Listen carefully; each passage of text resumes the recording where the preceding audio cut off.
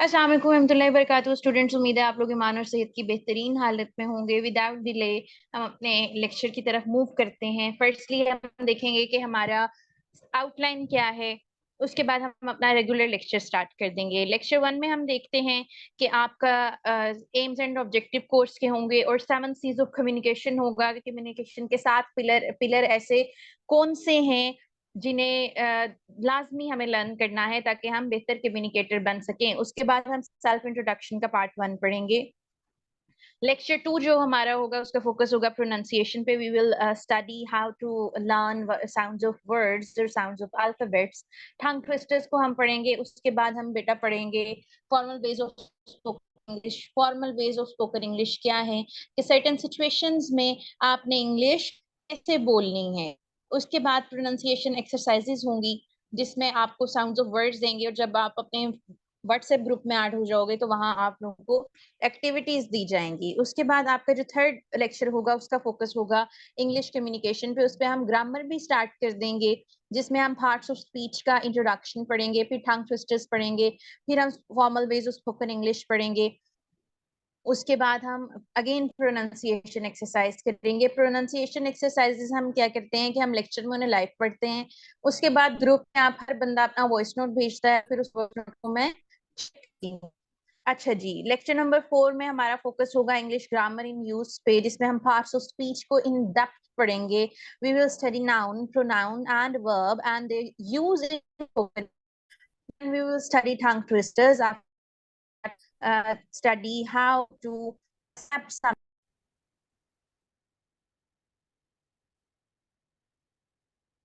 Alright students, तो next lecture में हम फिर पढ़ेंगे formal ways of spoken English के हमने भाई किस तरह से किसी चीज को एक्सेप्ट करना है इन अ फॉर्मल वे।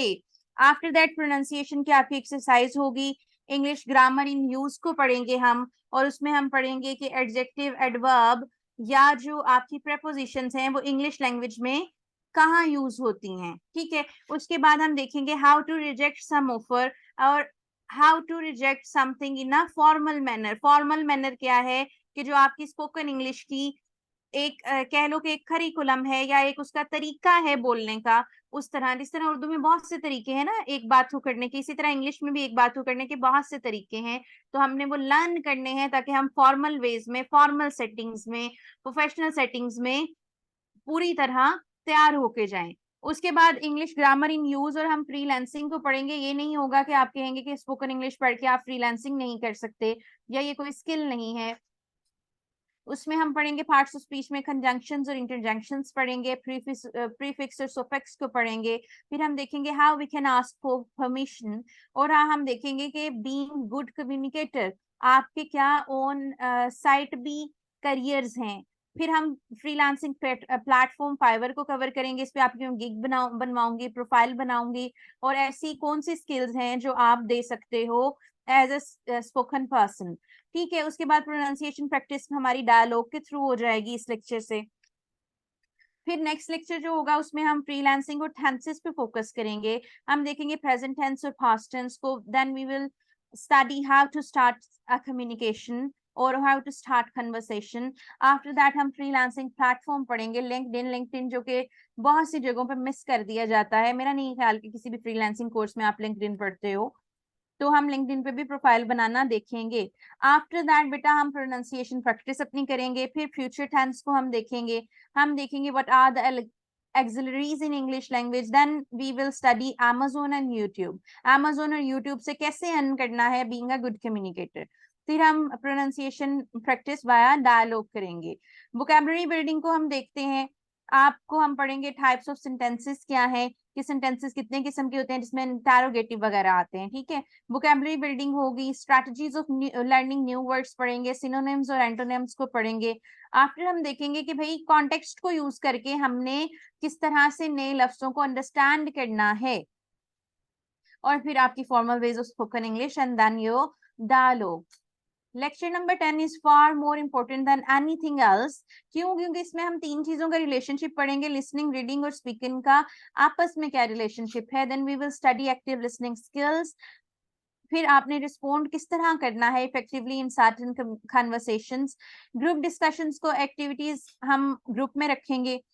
कि आप डिफरेंट टॉपिक्स पे डिस्कशन कर सको, अपना व्यू पॉइंट दे सको, ताकि आपकी का कॉन्फिडेंस डेवलप हो। और फिर आपकी रीडिंग कंप्रीहेंशन को हम देखेंगे किस तरह से टिप्स मैं आपको दूंगी कि आप उसे इम्प्रूव कर सकते हो। फिर आपको प्रैक्टिस एक्सरसाइजेस दूंगी कि आपने इन्हें लाउडली पढ़ना है, ताकि आप प्रॉपर इनोटेशन और प्रॉपर प्रोनाउंसिएशन के साथ चीजों को बोल सको। After that famous words and phrases in English language, जो कि आपकी वोकेबलरी है।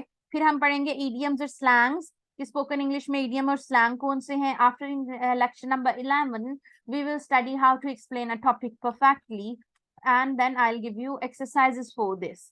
Then we will also practice QCA topic, which is a major part of art speaking.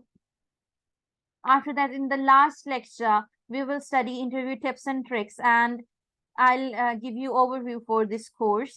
अब आप कह रहे हैं कि 12 लेक्चर है, हमें तो कहा है कि टोटल 15 लेक्चर होंगे जो आपका कोर्स बाद में आप जब व्हाट्सएप ग्रुप में ऐड होंगे। तो बाकी जो आपके 3 लेक्चर होते हैं बेटा, वो किस चीज के होते हैं? वो होते हैं कि आपके स्पोकन के क्वेश्चन आंसर सेशन होते हैं। और यूजुअली उन क्वेश्चन आंसर सेशन में मैं आप लोगों का लाइव माइक अनम्यूट करा के भी टेस्ट ले लेती हूँ, ठीक है?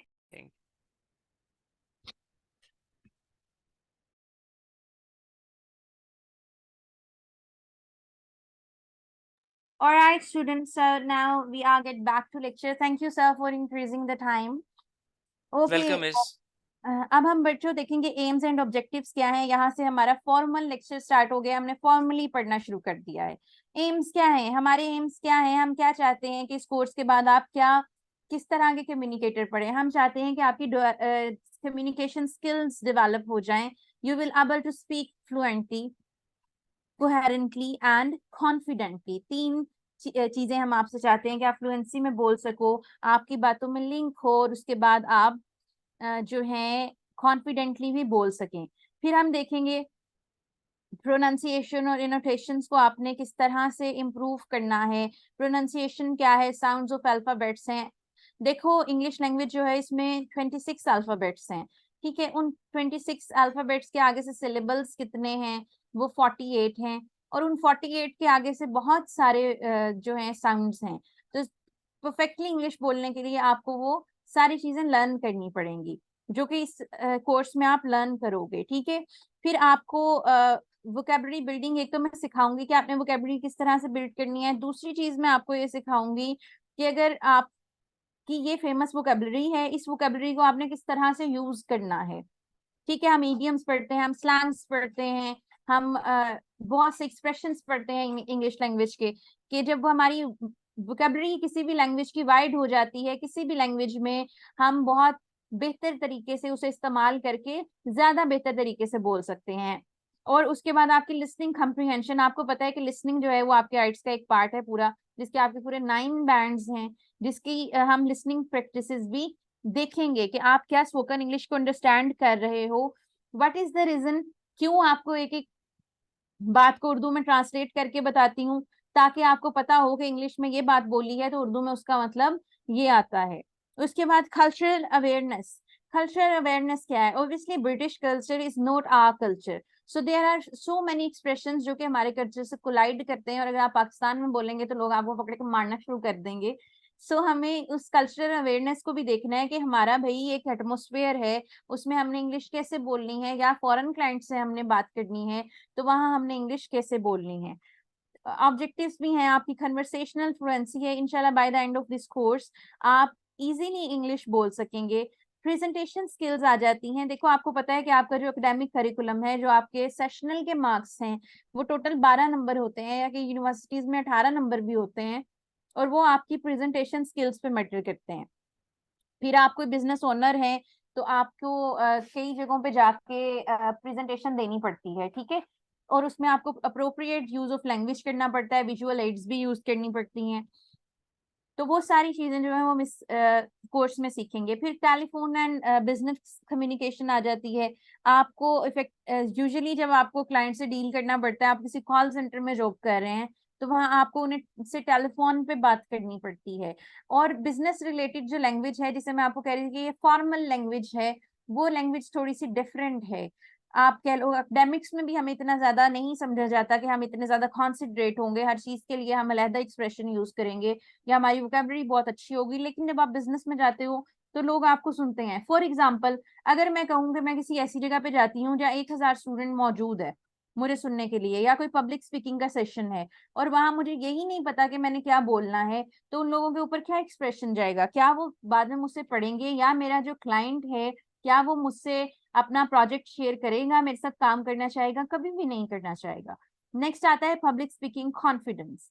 आपको पता है कि if my educational career is 18 years, I have 18 years of equal stage experience. तो उसमें भी आपको मैं टिप्स दूंगी कि किस तरह आपने स्टेज को फेस करना है और किस तरह से आपने अपनी एंजाइटी को खत्म करना है और इन सारी चीजों को कवर अप करना है जब कहीं आपको लार्ज ग्रुप के सामने बोलना पड़ जाए।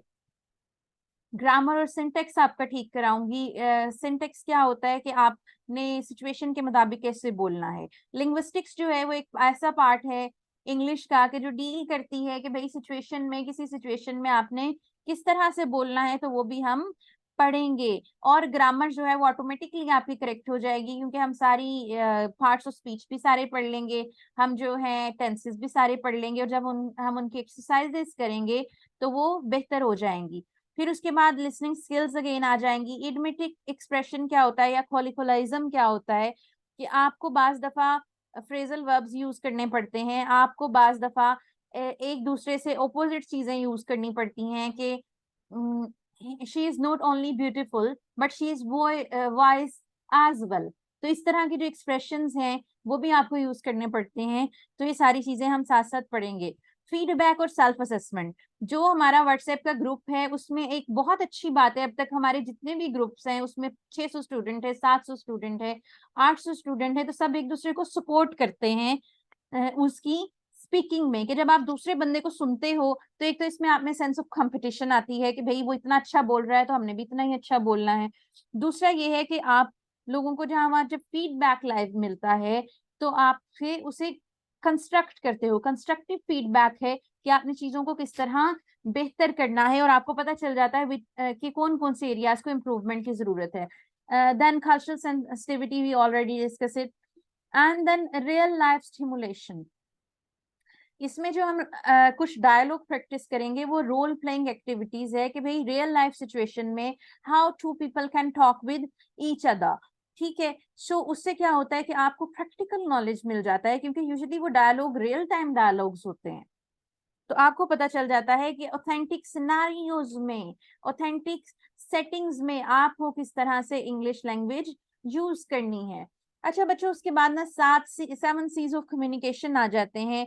7 C's of communication are 7 pillars of communication. Number 1 is clarity. Number 2 is consciousness. Number 3 is consideration. Number 4 is completeness. Number 5 is courtesy. Number 6 is concreteness. And number 7 is correctness. Okay. So what is clarity? Your language should be clear. आपकी बात दूसरे बंदे को समझ आनी चाहिए। Consciousness, आप जिस सिचुएशन में बोल रहे हैं क्या आप उससे अवेयर हैं? फॉर एग्जाम्पल, आप किसी बंदे के पास जाते हैं तो वो सैड बैठा हुआ है और आप एक हैप्पी एक्सप्रेशन उसे नहीं दे सकते, आप उसके इमोशंस का ख्याल रख के आपको बोलना होता है। ये कॉन्शियसनेस है। और कॉन्शियसनेस क्या है कि आप जिस बंदे से बात कर रहे हैं आपको उसका स्पोकन लेवल पता हो। फॉर एग्जाम्पल, आप बच्चों से अगर इंग्लिश में बात करेंगे तो उन्हें समझ नहीं आएगी। ठीक है। कंसिडरेशन क्या है? सीज ऑफ कम्युनिकेशंस में कम्युनिकेशन का सबसे अहम पिलर जो है वो कंसिडरेशन है कि आप किसी से किस तरह से बात करें कि उसके इमोशंस जो हैं बेटा वो हर्ट ना हो। Then completeness, your talk should be complete, आपकी बात पूरी होनी चाहिए, उसमें कोई आय बाय शाय ना हो, आपके क्लाइंट को लंबी लंबी कहानियां ना आप सुनाएं और उसे आपकी बात पूरी खत्म आ गई। खटसी क्या है? खटसी है कि दूसरे का ख्याल रखना। For example, if someone is speaking wrong English, you are not suppose to make fun of him, या आपको उसे मोक नहीं करना, आपको कटसियस रहना है, आपको बड़े अच्छे तरीके से उसे चीजों को करेक्ट कराना है। कॉन्क्रीटनेस क्या होती है? कॉन्क्रीटनेस होती है कि आपकी लैंग्वेज सिचुएशन के हिसाब से इतनी सॉलिड हो कि वो बिल्कुल भी इनअप्रोप्रिएट ना लगे। फॉर्मल सेटिंग्स की इंग्लिश अलहदा है, इनफॉर्मल सेटिंग में तो हम कुछ भी बोल रहे हैं तो हमें कोई कुछ नहीं कहेगा, लेकिन आप जो बात करो वो इतनी टू द पॉइंट हो, वो इतनी ज्यादा रिलेटेड टू कॉन्टेक्स्ट हो कि अगले पर्सन को सारा मीनिंग भी समझ आ जाए, और उसके बाद आप उसे कन्वे भी उस मीन वाइल उस टाइम में कन्वे कर दो। करेक्टनेस क्या है? Correctness is all about grammar, कि आपकी ग्रामर जो है वो बिल्कुल ठीक हो। अब हम मूव करते हैं सेल्फ इंट्रोडक्शन पे। सेल्फ इंट्रोडक्शन क्या है बच्चों? इंट्रोडक्शन आपको कहाँ कहाँ कराना पड़ता है ये भी देखते हैं। सेल्फ इंट्रोडक्शन क्या है कि आप किसी जगह गए, आपने खुद को इंट्रोड्यूस कराया। फॉर एग्जाम्पल, अगर मैं खुद को introduce कराऊं, I will say I am Qurat and I will be your mentor for this course, या ज्यादा मैं अपनी एजुकेशन में ऐड कर लूंगी that I have done my BS in English language and literature and MPhil in applied linguistics. Then I'll talk about my experience that I have 5 years of experience as a communication instructor, or I have a 9 year of experience as a writing expert. ठीक है, उसके बाद अब आपको कहाँ कहाँ ये introduction कराना पड़ेगा? It can be in your class, आप क्लास ज्वाइन करते हैं, आपको वहाँ इंट्रोड्यूस खुद को कराना पड़ता है। कल का आपने देखा होगा, कल भी LWE का एक सेशन हुआ था, तो वहाँ एक पोस्ट थी जिस पोस्ट के ऊपर आपने खुद को इंट्रोड्यूस कराया होगा। आप अभी भी ग्रुप में जाओ तो आपको पोस्ट मिलेगी। आप इंटरव्यू में जाते हैं, इंटरव्यू में जाते हैं, पहला सवाल होता है कि भाई हमें बताएं आप कौन हैं। क्यों? क्योंकि वो आपको जज कर रहे होते हैं कि ये बंदा क्या इस जॉब के लिए अप्रोप्रिएट भी है या नहीं है। फिर एट सम न्यू जॉब, आप किसी न्यू जॉब पे जाते हैं तो वहां भी आपको खुद को इंट्रोड्यूस कराना पड़ता है। एट सर्टेन न्यू हॉबी, आप कोई भी हॉबी ज्वाइन करें, कोई बुक रीडिंग क्लब ज्वाइन कर लें या कुछ भी ज्वाइन कर लें, तो वहां भी आपको खुद को इंट्रोड्यूस कराना पड़ता है। एट सम लार्ज इवेंट, किसी भी लार्ज इवेंट में चले जाओ जहां ज्यादा गैदरिंग है, वहां आप खुद को आपको इंट्रोड्यूस कराना पड़ता है। इन फ्रंट ऑफ समवन, किसी के सामने भी आपको खुद को इंट्रोड्यूस कराना पड़ सकता है। अब देखो, जो अगली चीज हम पढ़ने जा रहे हैं वो ग्रीटिंग्स है, कि बात किस तरह हमने शुरू करनी है। अब आप लोग कहोगे ग्रीटिंग्स से क्या है, हमने तो जाके कहना होता है अस्सलाम वालेकुम, क्या हाल है आपका। तो हर तरह की फॉर्मल ग्रीटिंग्स जो हैं वो अलहदा है, इनफॉर्मल ग्रीटिंग्स जो हैं वो अलहदा है। ठीक है, अच्छा, अब आप देखो कि हम कौन सी एक जर्नल ग्रीटिंग यूज करते हैं जो कि किसी कल्चरल से रिलेट नहीं है, जो किसी रिलीजन से रिलेट नहीं है, या जो किसी पॉलिटिकल व्यू से रिलेट नहीं है। तो वो क्या है? वो हेलो है। कोई पर्सन अगर हमें हेलो कहता है तो हमें भी आंसर में उसे हेलो ही कहना है। देयर इज अ मिसकॉन्सेप्शन कि अगर आपको कोई हेलो कह रहा है तो आपने उसे हाय कहना है। हाय हम फॉर्मल सेटिंग्स में यूज नहीं करते। क्यों? क्योंकि वो इनफॉर्मल सेटिंग है। फॉर एग्जाम्पल, क्लासरूम में आप उसे यूज नहीं कर सकते विद योर टीचर, आप उसे अपने बिजनेस ऑनर के साथ नहीं यूज कर सकते, आप उसे अपने ऑफिस में नहीं यूज कर सकते। उसके बाद good morning, good afternoon and good evening. Good morning कब से कब तक हम कहते हैं? सुबह 5 बजे से लेकर दोपहर 12 बजे तक हम गुड मॉर्निंग कहते हैं। उसके बाद हम गुड आफ्टरनून कहते हैं। There is no phrase of good noon. दोपहर बगैर कोई फ्रेज नहीं है। कोई भी आपको धूप से भरी हुई दोपहर को विश नहीं कर सकता। सो हम क्या कहते हैं? Good afternoon. क्यों? क्योंकि नून का टाइम जो होता है वो बड़ा कम सा होता है। जो आप कहते हैं ना, वो जवाल का वक्त है 12 बजे, तो उसे भी हम नून टाइम ही कहते हैं। After that good evening. 5 बजे के बाद से गर्मियों में, 4 बजे के बाद से सर्दियों में, आप जो है जब तक आपने नहीं सोना आपने सबको गुड इवनिंग ही कहते रहना है। ठीक है, उसके बाद गुड डे आ जाता है। गुड मॉर्निंग, गुड आफ्टरनून और गुड इवनिंग के प्लेस पर ऑस्ट्रेलियन क्या यूज करते हैं? वो गुड डे यूज करते हैं। ठीक है, उसके बाद गुड नाइट जो है, गुड नाइट कन्वर्सेशन एंडर है कि भाई अब मेरी बात खत्म हो गई, या मुझे आपसे मजीद बात नहीं करनी, मैं सोने लगा हूँ, या हमारी कन्वर्सेशन यहाँ एंड हो जाएगी। चाहे आप 2 बजे भी क्लाइंट से मीटिंग करें तो आप उसे गुड इवनिंग ही कहेंगे, आप उसे गुड नाइट नहीं कहेंगे। और ये इनका बहुत ख्याल रखना है, जब आप प्रोफेशनल ईमेल लिखते हो ना तो तब भी ये ग्रीटिंग्स मैटर करती हैं। अब आप सारी, हमने ऑफिस में तो नहीं ना सारा दिन रहना, तो अब हमारी जो है जर्नल लाइफ, उसके भी कह लो कि हमारे पास कुछ वर्ड्स हैं जिसमें हम एक दूसरे से बात कर सकते हैं, या एक दूसरे को ग्रीट कर सकते हैं, या कन्वर्सेशन स्टार्ट कर सकते हैं। That is hi, hey, what's up. Hiya, hiya जो है वो एक स्लैंग एक्सप्रेशन है अमेरिकन इंग्लिश का। व्हाट्स गुड, ये भी अमेरिका में यूज होता है। ये इनफॉर्मल सेटिंग है जो आपने बिजनेस और क्लासरूम से बाहर यूज कर सकते हैं with your friends, with your family, with anyone else. Okay, so फिर आपने अपना नाम उन्हें बताना होता है। आप उन्हें बताओगे आई एम दिस, या आप क्या कहोगे आई एम दिस। अब आई एम और आई एम में क्या फर्क है? जब आई एम को हमने मिला के लिख दिया तो वो आई एम बन गया, तो आप आगे अपना नाम बताएंगे, ठीक है। अब अगर ये याद नहीं रहता तो आपने माय नेम इज ही कहना है। ऑल्दो ये बहुत बहुत ज्यादा बेसिक एक्सप्रेशन है कि ये स्कूल के बच्चे इस्तेमाल करते हैं, आपको बीइंग फ्रीलांसर या बीइंग प्रोफेशनल ये यूज नहीं करना चाहिए। लेकिन अगर आपके ज़हन में यही है तो आप उसकी जगह क्या यूज कर सकते हो, माय नेम्स, कि मेरा नाम ये है। अब अगर दिस इज, हमने पहले पढ़ा था कि हमने अप्रोप्रिएट लैंग्वेज सीखनी है हर तरह की गैदरिंग के लिए। तो वहां अब अगर आप फोन उठाते हो, टेलीफोनिक कन्वर्सेशन आपने किसी के साथ करनी है, तो आप क्या कहते हो, दिस इज कहते हो। अच्छा, अब आपने अपनी जियोग्राफिकल लोकेशन भी बतानी होती है कि आप कहाँ से बिलोंग करते हो।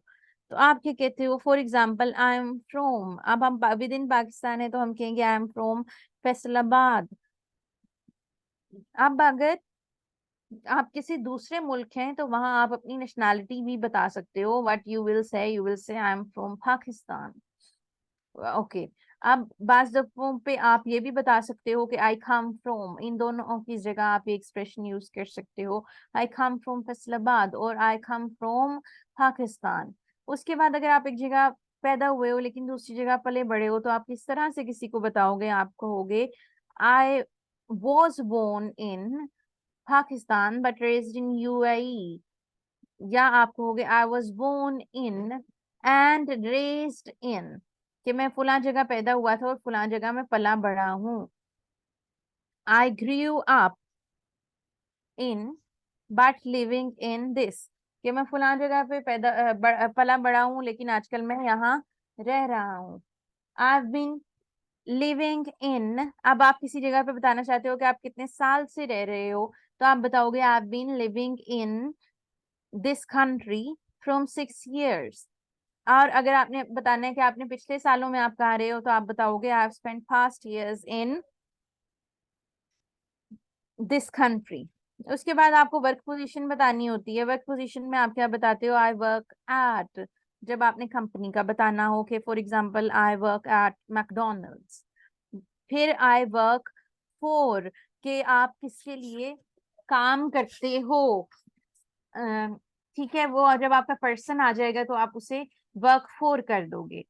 आई वर्क इन, जब आपने अपनी फील्ड बतानी है तो आप क्या बताओगे, वर्क इन बताओगे, कि I work in this field. For example I work in education field, I work in science field, या I work in graphic designing field. अब फील्ड क्या है, जो फ्रीलांसर्स के लिए नीश है ना, इसे निच नहीं पढ़ना, इसे नीश पढ़ते हैं, तो ये भी आपकी फील्ड होती है, ठीक है।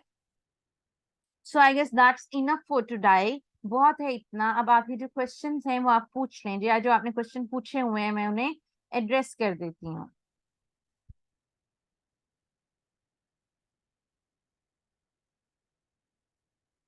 स्पोकन इंग्लिश बोलने का बेस्ट तरीका क्या है आपको,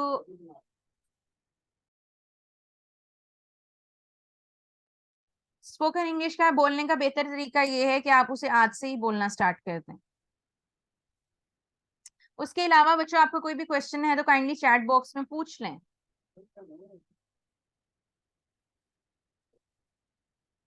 जी स्टूडेंट, सवाल जवाब का